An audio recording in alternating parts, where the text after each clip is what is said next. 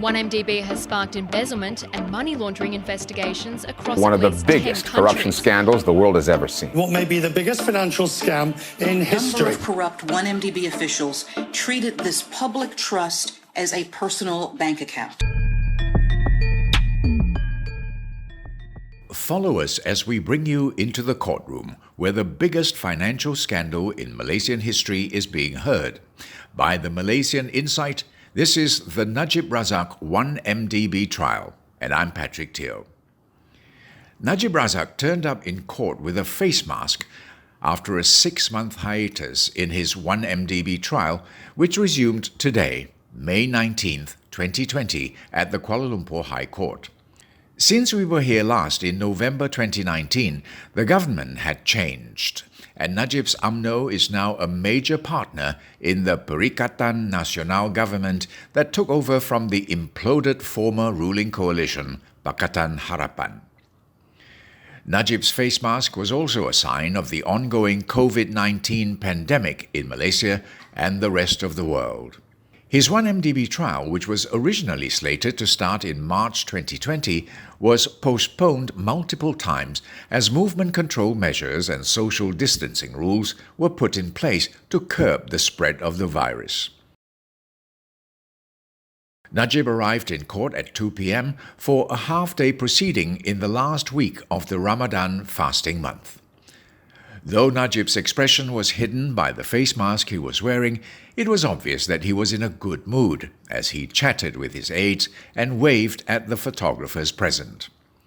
When asked to comment, he simply replied that he was running late. His trial was supposed to start at 2 p.m. Before he was allowed to go up to the 5th-floor courtroom, court officials took down Najib's personal details, recorded his temperature, and made sure his hands were sanitized. These measures were put in place due to the COVID-19 pandemic.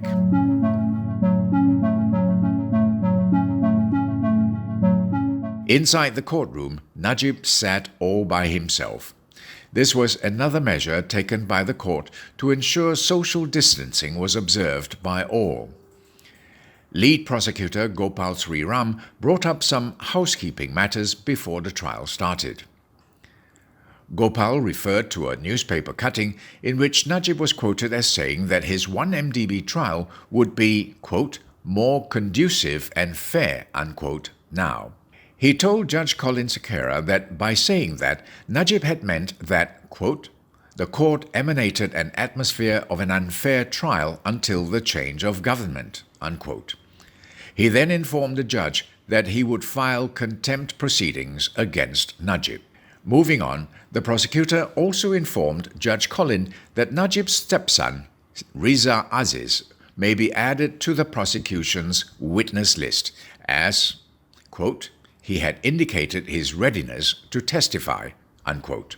Riza was discharged, not amounting to an acquittal last week, over 5 money laundering charges in a decision that outraged Malaysia.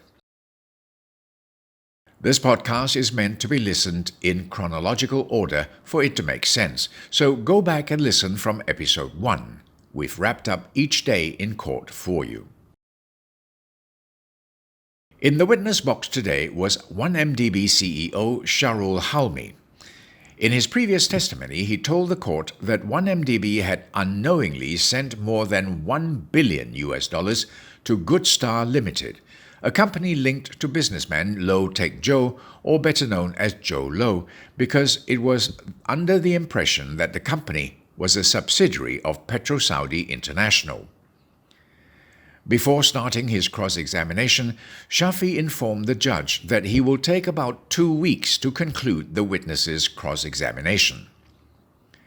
Shafi then referred Shahrul to a Public Accounts Committee report on governance and management control of 1MDB. Referring to the report, Shafi directed the witness to an audit report prepared by Ernst & Young, or EY, who were 1MDB's auditor in 2010. After less than a year, the firm's services was terminated. EY also did not sign off on 1MDB's audit report. Was EY terminated because they requested documents pertaining to 1MDB's joint venture assets? Shafi questioned. Yes, Sharul replied. I understood why EY wanted these documents, and I requested them from PetroSaudi's Business Affairs Director, Patrick Mahoney, and I told Joe Low to put pressure on them, but those efforts were not successful. Sharul added that at the time, all the 1MDB board believed this was a government-to-government deal backed by the Saudi government, and they were all trying to make it work. You didn't suspect something was wrong? Shafi asked. At the time, no, the witness answered. The impression I had was that it was more of a deal between Tariq, Prince Turki, and Najib. I was just a cog in the machinery. I wasn't involved in the decision-making.